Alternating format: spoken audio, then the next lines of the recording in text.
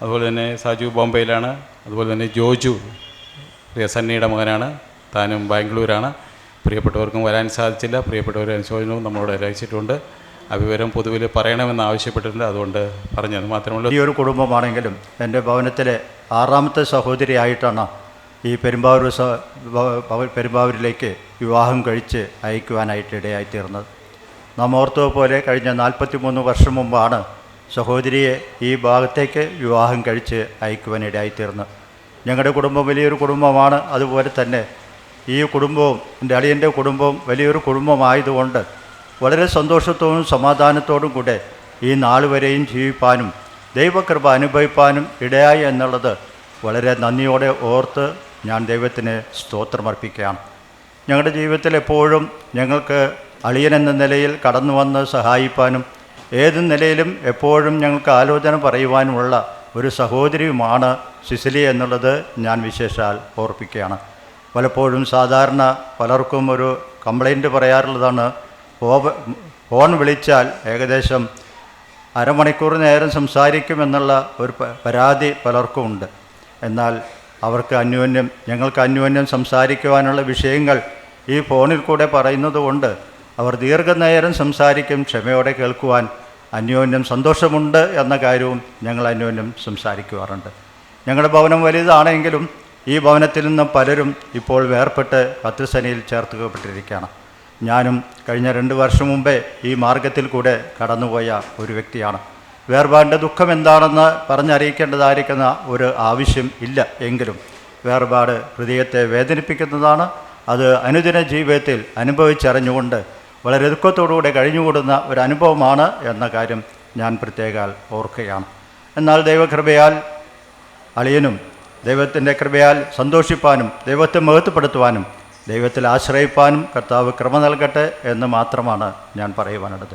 Philippi ലേഖനത്തിൽ നാം ആവർത്തിച്ച് ചിന്തിക്കുന്ന ഒരു വിഷയമാണ് വിട്ടുപിരിഞ്ഞ് ക്രിസ്തുവിനോടുകൂടെ ഇരിക്കുക എന്നുള്ള അനുഭവം. എൻ്റെ സഹോദരി കഴിഞ്ഞ നാളുകളിൽ ഞങ്ങളിൽ നിന്ന് വിട്ടുപിരിഞ്ഞു ഈ ഭവനത്തിലേക്ക് കടന്നു വന്നു മാത്രമല്ല, തൻ്റെ ജീവിതത്തിൽ പാപവഴികളിൽ നിന്ന് വിട്ടുതിരിഞ്ഞു. എന്നാൽ തൻ്റെ ജീവിതത്തിൽ ഇവിടെ അനുഗ്രഹീതമായിരിക്കുന്ന ഒരു കുടുംബബന്ധം ജീവിച്ചു, അനുഗ്രഹീതമായിരിക്കുന്ന ഒരു സഭാബന്ധം ജീവിച്ചു, അനുഗ്രഹീതമായിരിക്കുന്ന ഒരു കൂട്ടായ്മ ബന്ധം ജീവിച്ചു. വലിയൊരു കുടുംബം കെട്ടിപ്പടുക്കുവാൻ കർത്താവ് കൃപ നൽകി. ഇപ്പോൾ തൻ്റെ ജീവിതത്തിൻ്റെ അനുഭവങ്ങളിൽ താനിപ്പോൾ നമ്മിൽ നിന്നും വിട്ടുപിരിഞ്ഞിരിക്കുകയാണ്. ആ വിട്ടുപിരിവ് കർത്താവ് നാം വായിക്കുന്നത് പോലെ ഈ ക്രിസ്തുവിനോടുകൂടെ ഇരിക്കുന്ന ഏറ്റവും ശ്രേഷ്ഠമായിരിക്കുന്ന പദവിയിലേക്കാണല്ലോ എന്ന് പോകുമ്പോൾ ഞങ്ങൾക്ക് യാത്ര ചെയ്യിപ്പാൻ വളരെ സന്തോഷമുണ്ട്. അനേകർ നിത്യനാശത്തിലേക്ക് പോകുമ്പോൾ ഞങ്ങളുടെ സഹോദരി പാപത്തിൽ നിന്ന് വിട്ടുതിരിഞ്ഞു, ക്രിസ്തുവിനെ കണ്ടെത്തി ആ കുടുംബജീവിതം നയിച്ചു. ക്രിസ്തുവിനാൽ വളർത്തപ്പെട്ട ഒരു കുടുംബം കെട്ടിപ്പടുക്കുവാനിടയായിത്തീർന്നു. അവർക്ക് കൊച്ചുമക്കളെ നൽകി, കൊച്ചുമക്കളെ നൽകി. അവർ ദൈവഭാഗത്ത് വളർത്തുവാൻ കർത്താവ് ക്രമം നൽകി. ഇപ്പോൾ ഞങ്ങളിൽ നിന്നും ഈ ഭവനത്തിൽ നിന്നും മക്കളിൽ നിന്നും ഭർത്താവിൽ നിന്നും താൻ വിട്ടുപിരിഞ്ഞിരിക്കുകയാണ്. എന്നാൽ ഞങ്ങൾക്കൊരു സമാധാനം, ഒരു സന്തോഷമുണ്ട്. ഞങ്ങൾ സേവിക്കുന്ന എൻ്റെ സഹോദരി സേവിച്ച ആ ക്രിസ്തുവിനോട് കൂടിയാണല്ലോ ചേർന്നിരിക്കുന്നുള്ള വലിയ പ്രത്യാശകളുണ്ട്. നാം തെസലോനിക്ക ലേഖനത്തിൽ വായിക്കുന്ന പോലെ കാഹളം ധ്വനിക്കും, മരിച്ചവർ അക്ഷരായി ഓർക്കുമ്പോൾ നാം ഒന്നിച്ച് അവനോടുകൂടെ കർത്താവിനെ എതിരേൽപ്പാൻ കാണുന്ന കൂട്ടത്തിൽ നാം അവിടെ ആയിരിക്കും. ആ വലിയ പ്രത്യാശകളുണ്ട്. ഇവിടെ നാം വിട്ടുപിരിഞ്ഞാലും അവിടെ ആകും, അവിടെ കാണാം എന്നുള്ള വലിയ പ്രത്യാശയോടെ, വളരെ സന്തോഷത്തോടുകൂടെ, വളരെ പ്രത്യാശയോടുകൂടെ എൻ്റെ സഹോദരിയെ ഞങ്ങളുടെ സഹോദരിയെ ഇപ്പോൾ ഞാൻ യാത്രയയക്കുകയാണ്. കഴിഞ്ഞ ദീർഘവർഷങ്ങൾ ഈ ഭൂമിയിൽ ജീവിച്ചു, ദൈവത്തിൻ്റെ ധാരാളമായി പരിപാലനം അനുഭവിച്ചു. നമ്മൾ ഓർക്കുകയായിരുന്നു, കഴിഞ്ഞ 12 വർഷം മുമ്പ് മാരകമായിരിക്കുന്ന പ്രയാസങ്ങൾ തൻ്റെ ജീവിതത്തിൽ കടന്നു വന്നു. എന്നാൽ തനിക്ക് ധൈര്യമുണ്ടായിരുന്നു. എന്താണ് ധൈര്യം? എൻ്റെ കർത്താവ് അറിയാതെ എൻ്റെ ജീവിതത്തിൽ ഒന്നും സംഭവിക്കില്ല എന്നുള്ള വലിയ ധൈര്യം. തൻ്റെ ജീവിതത്തെ ആശ്വസിപ്പിക്കുവാൻ, ധൈര്യപ്പെടുത്തുവാൻ, കർത്താവിൽ ശരണപ്പെടുവാൻ, കർത്താവിൻ്റെ സന്നിധിയിൽ മുട്ടുമടക്കുവാൻ ഇടയായി എന്നുള്ളത് നമുക്ക് സന്തോഷത്തോടെ ഓർക്കാം. ആ ധൈര്യമാണ് ഞങ്ങളെല്ലാവരെയും നടത്തിക്കൊണ്ടിരിക്കുന്നത്. ഈ ദൈവം എന്നുമെന്നേക്കും ഞങ്ങളുടെ ദൈവം എന്ന് മാത്രമല്ല, അവൻ വിശ്വസ്തനായ ദൈവമാണ്. ഈ ദൈവം ഞങ്ങളെ അനുദിനം വഴി നടത്തും എന്നുള്ള ദൈവത്തിൻ്റെ വാക്തത്വമുള്ളതുകൊണ്ട് ഞാൻ ദൈവത്തിനെ സ്തുതിക്കുന്നു. ഇപ്പോൾ ഞങ്ങൾ തൽക്കാലം വിട്ടുപിരിയുകയാണ്, യാത്രയയക്കുകയാണ്. ഞങ്ങൾ ഒരു ദിവസം മുഖാമുഖമായി കാണുന്ന ദിവസത്തെ നോക്കി പാർത്തുകൊണ്ട് പ്രത്യാശയോടെ ജീവിപ്പാൻ എളിയവരായി ഞങ്ങൾക്കും പ്രിയാളിയനും മക്കൾക്കും പ്രത്യേകം സഹായിക്കട്ടെ. അവൻ്റെ വിലയേറിയ നാമം എന്നും എന്നേക്കും മഹത്വപ്പെടുമാറാകട്ടെ. കൊച്ചമ്മയെക്കുറിച്ചുള്ളതായ അനുസ്മരണങ്ങൾ നാം കേട്ടുകൊണ്ടിരിക്കുകയായിരുന്നു. അധികമായിട്ടൊന്നും തന്നെ പറഞ്ഞിട്ടില്ല. പല കാര്യങ്ങളും എൻ്റെ മനസ്സിലേക്ക് വന്നിട്ടുണ്ട്. അതിൽ ഒരു കാര്യം, വളരെ ലളിതമായ ഒരു ക്രിസ്തീയ ജീവിതം കൊച്ചമ്മയ്ക്ക് നയിക്കുവാൻ കഴിഞ്ഞിട്ടുണ്ട്. തൻ്റെ നേരത്തെ പറഞ്ഞതുപോലെയുള്ള വസ്ത്രധാരണത്തിലും തൻ്റെ സംസാരത്തിലും തൻ്റെ ജീവിതത്തിലുമൊക്കെ ഒരു ലാളിത്യം നമുക്ക് കാണുവാൻ കഴിയും. മറ്റൊന്ന്, നിസ്വാർത്ഥമായിട്ട് കർത്താവിനെ സ്നേഹിച്ച ഒരു സഹോദരിയായിരുന്നു. അവരുടെ ജീവിതത്തിൽ ഒരുപാട് ഓളങ്ങളും തിരമാലകളും ഒക്കെ ആഞ്ഞടിച്ചപ്പോൾ അവരതെല്ലാം തരണം ചെയ്ത് മുമ്പോട്ട് പോയതിൻ്റെ പുറകിൽ ദൈവകൃപ ധാരാളമായിട്ട് അനുഭവിക്കാൻ കഴിഞ്ഞു. ആ ദൈവകൃപയാണ് അവർക്ക് ദൈവം കൊടുത്തതായ കൈമുതൽ. മറ്റൊന്ന്, എന്നെ വളരെ ദുഃഖിപ്പിക്കുന്നൊരു കാര്യം, ഇന്ന് വാസ്തവത്തിൽ വൈകിട്ട് ഞങ്ങൾ കൊച്ചമ്മയെ കാണുവാനും കൊച്ചമ്മയ്ക്കൊരു ഗിഫ്റ്റ് കൊടുക്കാനും ഞങ്ങൾ ഒരുങ്ങിയിരുന്നതാണ്. ഇന്നിവിടെ വരണം. വൈകിട്ട് മിക്കവാറും കൊച്ചമ്മയുടെ ഭവനത്തിൽ ഞങ്ങൾ വരാറുണ്ട്. ഞങ്ങൾ ഒരുമിച്ച് സന്തോഷിക്കാറുണ്ട്. വാസ്തവത്തിൽ ഈ ഞായറാഴ്ച വൈകിട്ട് ആ നിലയിൽ ഞങ്ങൾ ക്രമീകരിച്ചതാണ്. പക്ഷേ ദൈവത്തിന് ഇങ്ങനെ പ്രസാദകമാകുവാൻ ഇടയായി തീർന്നു. സമയം കുറവാണ്, ഒരു 2 മിനിറ്റ്. എന്താണ് മരണം? നമുക്കറിയാം, മരണം എന്നുള്ള വാക്ക് കേൾക്കുവാൻ നാം ഒരിക്കലും ഇഷ്ടപ്പെടുന്നില്ല. മരണമെന്നുള്ള വാക്ക് നമ്മെ അമ്പരപ്പിക്കുന്ന ഒന്നാണ്. എന്നാൽ പോലും മരണമെന്ന യാഥാർത്ഥ്യത്തിലൂടെ, മരണമെന്ന സത്യത്തിലൂടെ നാം ഓരോരുത്തരും കടന്നു പോകേണ്ടതായിട്ട് വരും. ദൈവവചനത്തിൽ ഉൽപ്പത്തി മുതൽ വെളിപ്പാട് വരെ നോക്കിക്കഴിഞ്ഞാൽ ഏതാണ്ട് 600-ൽ അധികം പ്രാവശ്യം തന്നെ വേർപാടെന്നും മരണമെന്നും വിട്ടുപിരിയുക എന്നുള്ള ഒത്തിരി പദപ്രയോഗങ്ങൾ കാണാൻ സാധിക്കും. അങ്ങനെയെങ്കിൽ ഞങ്ങളുടെ കൊച്ചമ്മയുടെ വേർപാട് അത് ദൈവത്തിന് പ്രസാദകരമായ കാര്യമാണ്. ഭക്തന്മാരുടെ മരണം യഹോവയ്ക്ക് വിലയേറിയത് സങ്കീർത്തനത്തിൽ നമുക്ക് കാണാൻ സാധിക്കും. അങ്ങനെയെങ്കിൽ ഈ കൊച്ചമ്മയുടെ മരണം വിലയേറിയതാണെന്ന് എണ്ണി നമുക്ക് ആശ്വസിക്കാനായിട്ട് കഴിയണം. മറ്റൊന്ന്, ദാനിയേലിനോട് പറയുമ്പോൾ അവിടെ നീ പോയിക്കൊള്ളുക, നീ ആശ്വസിക്കുക, കാലാവസാനത്തിങ്കൽ നിന്റെ ഓഹരി വാങ്ങുവാൻ നീ എഴുന്നേറ്റ് വരിക. അവിടെ മരണത്തിനപ്പുറം എന്നുള്ളത് വിശ്രമമുള്ളതായൊരു നിദ്രയെക്കുറിച്ചാണ് നമുക്കവിടെ കാണാൻ കഴിയുന്നത്. മരണത്തിനും പുനരുത്ഥാനത്തിനും ഇടയ്ക്കുള്ള ഒരല്പസമയത്തെയാണ് നിദ്ര എന്നുള്ള പദപ്രയോഗം കൊണ്ട് നമുക്ക് കാണുന്നത്. മറ്റൊന്ന്, നാം അപ്പോസ്തല പ്രവൃത്തികളിലേക്ക് വരുമ്പോൾ മരണസമയത്ത് ഒരു വിശ്വാസിയെ സംബന്ധിച്ച്, ഒരു ഭക്തനെ സംബന്ധിച്ച് ദൈവ മഹത്വവും ദൈവിക സാന്നിധ്യവും അനുഭവിക്കുവാനായിട്ട് സാധിക്കും. അത് ഭക്തനെ സംബന്ധിച്ചാണ്. മറ്റൊന്ന്, അതിൻ്റെ തൊട്ട് താഴെ പറയുന്നത് മരണസമയത്ത് ഒരു വിശ്വാസിയുടെ, ഒരു ഭക്തൻ്റെ, ഒരു ഭക്തയുടെ ആത്മാവിനെ ദൈവം കയ്യേൽക്കുന്നു എന്ന് നമുക്ക് കാണാനായിട്ട് സാധിക്കും. ദൈവവചനത്തിൽ ഇങ്ങനെയുള്ള ഒട്ടനവധി കാര്യങ്ങൾ തന്നിട്ടുള്ളത് കൊണ്ട് നമുക്ക് ദുഃഖമുണ്ടെങ്കിലും അതിൽ നമുക്ക് ആശ്വസിക്കുവാനായിട്ട്, നമ്മുടെ പ്രത്യാശയെ പുതുക്കുവാനായിട്ട് ഇടയായിത്തീരണം. മറ്റൊന്ന്, ഇനിയും നമുക്ക് ഈ സഹോദരിയെ കാണുവാനായിട്ട് സാധിക്കും. ഫിലിപ്പിയ ലേഖനത്തിൽ അവിടെ നാം കാണുന്നത് കല്ലറയിലുള്ളവരെ യേശുക്രിസ്തുവിനെ മരിച്ചു ഉയർത്തെഴുന്നേൽപ്പിച്ച അതേ വ്യാപാര ശക്തി കൊണ്ട് ഈ സഹോദരിയെയും ഉയർപ്പിക്കുമെന്നുള്ളതായ പ്രത്യാശ. ഒരിക്കൽ നമുക്ക് ആ പ്രത്യാശയോടുകൂടി കാണുവാനായിട്ട് സാധിക്കും. ദൈവം നമ്മെ സഹായിക്കട്ടെ. ദുഃഖത്തിലിരിക്കുന്ന പ്രിയപ്പെട്ടവരെ ദൈവം സഹായിക്കുകയും ആശ്വാസങ്ങൾ നൽകി അവരെ സഹായിക്കുകയും ചെയ്യട്ടെ. ദൈവത്തിൻ്റെ വലിയ നാമം വാഴ്ത്തപ്പെടുമാറാകട്ടെ. ദൈവനാമത്തിന് നന്ദിയോടെ സ്തോത്രം. ഗോഡ്ലിയോടും ജീമോളിലുള്ള ബന്ധത്തിലാണ് ഇങ്ങനെ എഴുന്നേറ്റ് നിൽക്കുവാനായിട്ട് ഇടയായത്. പ്രിയപ്പെട്ടവരെ മസ്കലിലേക്ക് കടന്നു വരികയും ചില മാസങ്ങൾ ഞങ്ങൾക്ക് ഒന്നിച്ച് കർത്താവിനെ ആരാധിച്ചുകൊണ്ട് അവിടെ ആയിരിക്കാനായിട്ട് സാവകാശം ലഭിച്ചു. എന്നാൽ എന്നെ മാനസികമായിട്ട് അലട്ടുന്ന വലിയൊരു വിഷയമുണ്ട്. പ്രിയപ്പെട്ടവരുമായിട്ട് അല്പസമയം ഞങ്ങൾക്ക് ചിലവഴിപ്പാനായിട്ട് കഴിഞ്ഞില്ല. അതിന് പല വിധമായിട്ടുള്ള കാരണങ്ങളുണ്ട്.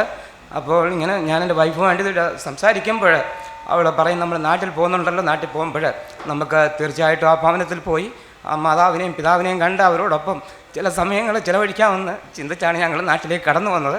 ഞാൻ 10-15 ദിവസമായി കടന്നു വന്നെങ്കിലും ഈ ദിവസങ്ങൾ കടന്നു വരുവാനായിട്ടുള്ള ക്രമീകരണങ്ങളൊക്കെ ചെയ്തുകൊണ്ടിരിക്കുകയായിരുന്നു. അന്നേരമാണ് ഇങ്ങനെ ഒരു വളർത്തെ അറിഞ്ഞത് ഈ മാതാവിനെ ഈ നിലയിലല്ല കാണുവാനായിട്ട് ഞങ്ങൾ ആഗ്രഹിച്ചത്. എന്നാൽ ദൈവത്തിന് ഇങ്ങനെയായിരുന്നു ഹിതം തോന്നിയത്. കഴിഞ്ഞ ഏറിയ വർഷങ്ങളായിട്ട് ജിമോളും ഗോഡ്ലിയും ബോംബെയിലും അതുപോലെ മസ്കറ്റിലൊക്കെ ഞങ്ങൾക്ക് ഒന്നിച്ച് ദൈവത്തിൻ്റെ സാക്ഷ്യം പുലർത്തിക്കൊണ്ട് നിൽപ്പാനായിട്ടിടയായി. പ്രത്യേക ജിമോളെക്കുറിച്ച് ഒരു വാക്ക് പറയാതിരിക്കാനായിട്ട് കഴിയില്ല. വളരെ ശാന്തതയോടും എല്ലാ നിലയിലും ദൈവഭക്തിയോടും കൂടെ ജീവിക്കുന്ന ഒരു സഹോദരിയായിരുന്നു. അതിൻ്റെ ഏറ്റവും വലിയ ക്രെഡിറ്റ് ഈ മാതാവിനാണെന്നുള്ളതിന് യാതൊരു സംശയവുമില്ല. പ്രത്യേകിച്ച് ഈ മരണം അറിഞ്ഞുടനെ ഞാൻ എൻ്റെ വൈഫിനോട് പറയുവാനായിട്ടിടയായി. ഈ അമ്മച്ചിയുടെ നല്ലൊരു മരണമായിരുന്നു. അതിന് പ്രത്യേകിച്ച് കാരണങ്ങൾ ഉണ്ട്. ഞാൻ നാട്ടിൽ വന്ന് അനേകം മാതാപിതാക്കളെ കാണുവാനായിട്ട് ഈ ദിവസങ്ങളിൽ കടന്നുപോയി. പക്ഷേ അവരുടെ അവസ്ഥ കണ്ടപ്പോൾ ഒരു കണ്ണ് നിറയാതെ ആ ഭവനത്തിൽ നിന്ന് ഇറങ്ങി വരുവാനായിട്ട് കഴിഞ്ഞിട്ടില്ല. എന്നാൽ ഈ മാതാവിനെ പ്രിയപ്പെട്ടവരെയൊക്കെ ശുശ്രൂഷ അനുഭവിച്ച് കർത്താവിൻ്റെ സന്നിധിയിൽ ചേർക്കപ്പെടുവാനായിട്ട് ദൈവം ഇങ്ങനെ കരുണ കാണിച്ചു. പ്രത്യേക പ്രിയ പിതാവിനെയും ദുഃഖത്തിലായിരിക്കുന്ന മക്കളെയും ഞങ്ങൾ മസ്കറ്റ് ബിലിവേഴ്സ് ബ്രദർ അസംബ്ലിയുടെയും മല്ലശ്ശേരി ബ്രദർ അസംബ്ലിയുടെയും എൻ്റെ കുടുംബമായിട്ടുള്ള എല്ലാ ദുഃഖവും ആശംസകളും നേരുന്നു. തുടർന്ന ദിവസങ്ങളിൽ ഈ പ്രിയപ്പെട്ടവരെ പ്രാർത്ഥനയിൽ ഓർക്കുമെന്നുള്ള ആ വലിയ ചിന്തയോടുകൂടെ സർവ്വബുദ്ധിയെയും കവിയുന്ന ദൈവസമാധാനം പ്രിയപ്പെട്ടവർക്ക് നൽകട്ടെ എന്ന് ആശംസിച്ചുകൊണ്ട് ഞാൻ എൻ്റെ എളിയ വാക്ക് നിർത്തുന്നു. ദൈവനാമം വാഴ്ത്തപ്പെടുമാറാകട്ടെ. വാത്സല്യ സഹോദരി സിസിലിയുടെ നേർപാടിൽ വന്ന് സംബന്ധിപ്പാൻ എനിക്കും ദൈവം കൃപ ചെയ്തു. കഴിഞ്ഞ വെള്ളിയാഴ്ച രാവിലെ ഞാൻ തൃശ്ശൂർ വന്നപ്പോഴാണ് ഈ സംഭവം അറിഞ്ഞത്. മാനുഷികമായിട്ട് വളരെ ദുഃഖിപ്പിക്കുന്ന ഒരു സംഭവം തന്നെയാണ്. ഞാനും പ്രിയ സഹോദരി സിസിലിയും ജ്യേഷ്ഠൻ്റെയും അനിയനും മക്കളാണ്. ഞങ്ങൾക്ക് വളരെ ആത്മാർത്ഥമായിട്ട് ചെറുപ്പം മുതലേ വളർന്നു വരുന്ന അങ്ങനെയുള്ള സ്നേഹബന്ധത്തിൽ ഏർപ്പെടുവാനും പിന്നീട് വിവാഹത്തിന് ശേഷം പ്രിയ പൗലോസ്ലിനും കുഞ്ഞുങ്ങളുമായിട്ടും അറിയുവാനും പരിചയപ്പെടുവാനും ഹൃദ്യമായ സ്നേഹബന്ധം പുലർത്തുവാനും കർത്താവ് കൃപ ചെയ്തു. എൻ്റെ ഹൃദയത്തിൽ നൽകിയ വലിയ പ്രത്യാശ നമ്മുടെ രക്ഷിതാവായ ദൈവത്തിൻ്റെയും നമ്മുടെ പ്രത്യാശയായ ക്രിസ്തു യേശുവിൻ്റെയും എന്നുള്ള വാക്കുകളാണ്. നമ്മുടെ പ്രത്യാശയായ ക്രിസ്തു യേശു പ്രിയ ഹൃദയങ്ങളിൽ ആശ്വാസം പകരുവാൻ മതിയായ ഒരേ ഒരു വ്യക്തി നമ്മുടെ കർത്താവായ യേശു ക്രിസ്തുവാണ്. ആ പ്രത്യാശ ഭാഗ്യകരമായ പ്രത്യാശയാണ് എന്ന് നമുക്കറിയാം. അത് കർത്താവായ യേശു ക്രിസ്തു ഈ ഭൂമിയിൽ നിന്ന് പോയപ്പോൾ പറഞ്ഞ വാക്കുകളോടുള്ള ബന്ധത്തിലാണ്. നിങ്ങളുടെ ഹൃദയം കലങ്ങിപ്പോകരുത്, ദൈവത്തിൽ വിശ്വസിപ്പിൻ, എന്നിലും വിശ്വസിപ്പിൻ. എൻ്റെ പിതാവിൻ്റെ ഭവനത്തിൽ അനേകം വാസസ്ഥലങ്ങളുണ്ട്. ഞാൻ പോയി സ്ഥലമൊരുക്കിയാൽ പിന്നെയും വന്ന് നിങ്ങളെ എൻ്റെ അടുക്കൽ ചേർത്തുകൊള്ളും എന്നുള്ള ആ ഭാഗ്യകരമായ പ്രത്യാശ പ്രിയ അളിയനെയും കുഞ്ഞുങ്ങളെയും ഓരോ കുടുംബാംഗങ്ങളെയും ഭരിക്കട്ടെ എന്ന് ഞാൻ പ്രാർത്ഥിക്കുന്നു. വരുവാനുള്ളവൻ വരും, താമസിക്കുമില്ല. അതുകൊണ്ട് നിദ്ര കൊണ്ടവർക്ക് നാം മുമ്പാകെയില്ല നമുക്കറിയാം. കർത്താവിൻ്റെ പ്രത്യക്ഷതയിൽ കർത്താവ് നമ്മുടെ ഈ ബലഹീനമായ ശരീരങ്ങളെ തൻ്റെ മഹത്വമുള്ള ശരീരത്തോട് അനുരൂപമാക്കി രൂപാന്തരപ്പെടുത്തും. അതൊരു വലിയ പ്രത്യാശയാണ്. നാം ഈ ലോകത്തിൻ്റെ കഷ്ടതകളിൽ നിന്നും മഹാ ഉപദ്രവങ്ങളിൽ നിന്നും മാറി കർത്താവിനോടുകൂടെ തേജസ്സിലെടുക്കപ്പെടുമെന്നുള്ള വലിയ പ്രത്യാശ കർത്താവ് നമുക്ക് നൽകിയിട്ടുണ്ട്. ഈ പ്രത്യാശയിൽ ഹൃദയങ്ങളെ ദൈവം ആശ്വസിപ്പിക്കട്ടെ, ധൈര്യപ്പെടുത്തട്ടെ എന്ന് പറഞ്ഞ് ഞാൻ എൻ്റെ വാക്കുകളെ ചുരുക്കുന്നു. ദൈവത്തിൻ്റെ സ്തോത്രം. പ്രിയ സിസിലി എൻ്റെ ഭാര്യയുടെ അളിയൻ പൗലോസിൻ്റെ ഭാര്യയാണ്. ഞാൻ ആ കുടുംബത്തോട് ബന്ധപ്പെട്ടിട്ട് ഇപ്പോൾ 67 വർഷങ്ങളായി. ഈ വിവാഹബന്ധത്തിൽ ആ കുടുംബത്തിൽ ആദ്യം കയറി വന്നത് സിസിലിയായിരുന്നു. വളരെ പാരിച്ച ഒരു കുടുംബമായിരുന്നു. 10 മക്കളോടൊരു കുടുംബമായിരുന്നു അവരുടെ കുടുംബം. ഇതിൻ്റെ മുന്നിലേക്കാണ് പ്രിയ സഹോദരി ഈ ശുശ്രൂഷ ചെയ്യുവാനായിട്ട് കടന്നു വന്നത്, അവരെ പരിപാലിപ്പാനായിട്ട്. പഴയ പിതാക്കന്മാർക്കറിയാം ആദ്യ ചരിത്രങ്ങൾ എങ്ങനെയാണെന്ന്. കാരണം ഒരു കുടുംബജീവിതത്തിൻ്റെ മാത്രമല്ല കടന്നുപോയ വഴികളൊക്കെ എങ്ങനെയായിരുന്നുവെന്ന് അവർക്കതറിയാം. അത് വിവരിക്കാനായിട്ട് ഇപ്പോൾ സമയമില്ല. ആ ഭാരം ചുമക്കുവാനായിട്ട് അവൾക്കൊരു പ്രയാസമില്ലായിരുന്നു. മക്കൾ അവർ ആകെ 2 മക്കളുടെ വിവാഹം അവൾ കയറി വന്ന സമയത്ത് നടന്നിട്ടുള്ളൂ. ബാക്കി 8 മക്കളുണ്ട്, മാതാപിതാക്കളുണ്ട്. പിതാവ് രോഗിയായിരുന്നു.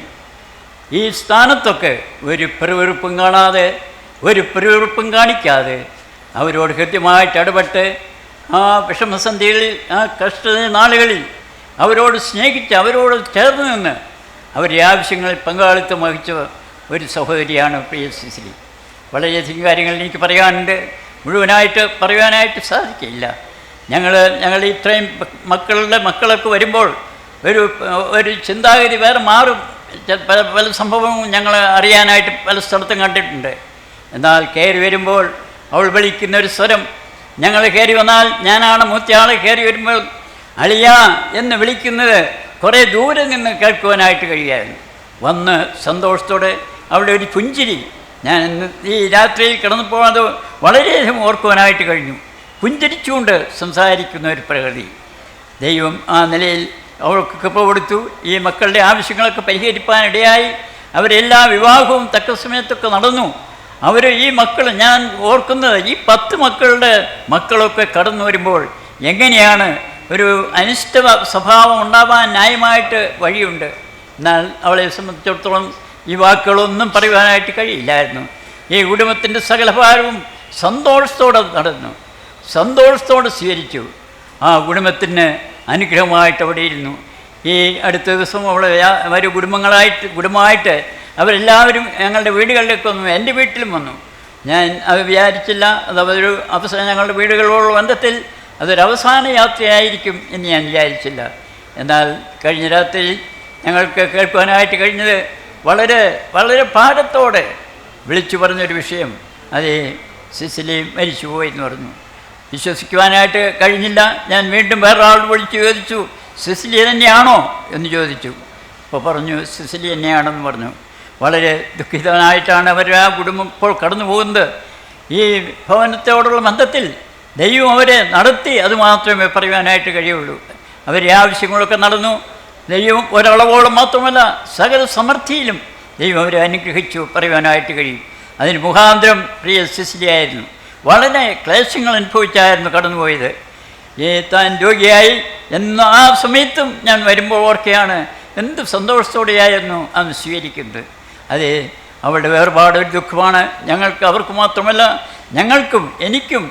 എനിക്ക് 88 വയസ്സുണ്ട് പ്രായം. എന്നാലും ഇന്നും അവളെക്കുറിച്ച് ഓർക്കുമ്പോൾ ദുഃഖം മാറാത്തതിലേക്ക് കടന്നു പോവുകയാണ്.